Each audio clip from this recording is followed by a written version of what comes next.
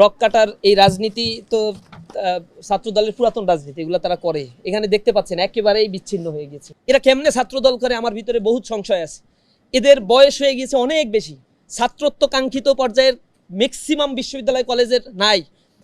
এরা এখন আসে ছাত্রদলের নেতৃবৃন্দ হয়। আওয়ামী লীগকে পুনর্বাসন করছে বিএনপি, আপনারা দেখেছেন তারা নমিনেশন দিয়েছে নারীদেরকে, সেখানেও আওয়ামী লীগের নেত্রীদেরকে নমিনেশন দেওয়া হয়েছে এবং এই নমিনেশনের মাধ্যমে তারা প্রমাণ করেছে তারা আওয়ামী লীগের সাথে আসলে আতাত করে বিভিন্নভাবেই ক্ষমতায় এসেছে এবং তাদের বিচার কার্য আমি গত 2 মাসের মধ্যে বিচারের দৃশ্যমান কোনো অগ্রগতি নাই।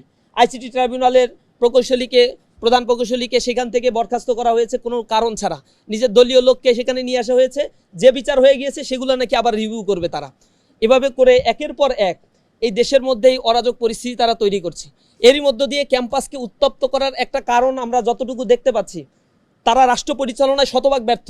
ক্ষমতায় আসার পরে তেলের মজুদ আছে বলে সংসদে চিল্লাচ্ছে, কিন্তু দীর্ঘ সারিতে জনজীবন বিপর্যস্ত, 4 কিলোমিটার 5 কিলোমিটার পর্যন্ত জনগণের লাইন ধরে যায়, তারা তেল পাচ্ছে না। দ্বিতীয় একটা পরিস্থিতি তৈরি হয়েছে, দ্রব্যমূল্যের চরম ঊর্ধ্বগতিতে জনজীবন এখন বিপর্যস্ত হয়ে পড়েছে।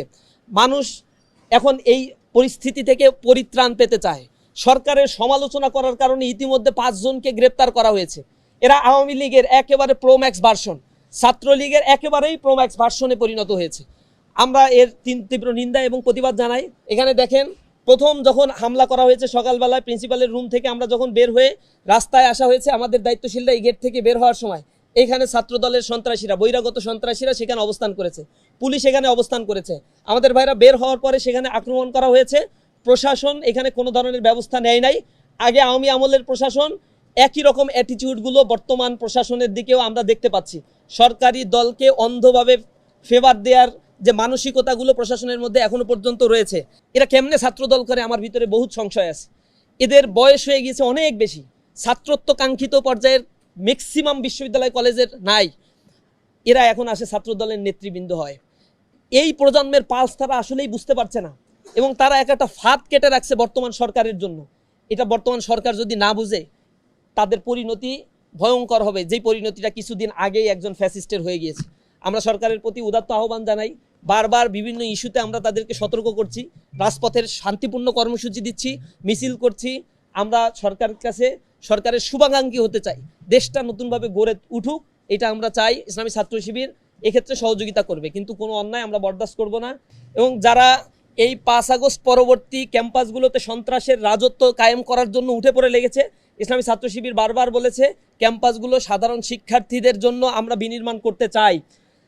এই 5 আগস্ট পরবর্তী একটা সহাবস্থান ক্যাম্পাসে আমাদের দাবি ছিল, কিন্তু অত্যন্ত দুঃখজনক হলে সত্য, আপনারা দেখেছেন তেজগাঁ কলেজে সাকিবকে হত্যা করা হয়েছে এবং তার দাফন কাফন এই ঢাকায় যাতে না হয়, জানাজাটা পর্যন্ত যাতে না হয়, জোর করে তাকে এই জানাজা যাতে এখানে পড়ানো না হয় তার বাড়িতে পাঠানো হয়েছিল। সেই সাকিব হত্যাকাণ্ড তেজগাঁয়, সেই ঘটনার এখনো পর্যন্ত কোনো ধরনের কোনো মীমাংসা হয়নি বা কাউকে শাস্তির আওতায় আনা হয়নি। খুলনা প্রকৌশল ও প্রযুক্তি বিশ্ববিদ্যালয়, সেখানে প্রকাশ্য অস্ত্র উঁচিয়ে 5 আগস্ট পরবর্তী দখলদারিত্ব করার জন্য সেখানে সাধারণ শিক্ষার্থীদের উপর হামলা করা হয়েছে। এর পরিপ্রেক্ষিতে কারো ব্যাপারে কোনো ধরনের পদক্ষেপ নেওয়া হয় নাই। এই ধারাবাহিকতা তারা যখন ক্ষমতায় আসছে, এরপর থেকে ধারাবাহিকভাবে তারা ক্ষমতায় যাওয়ার পরে এই খুনের রাজত্বগুলো তারা জারি রেখেছে। ইতিমধ্যেই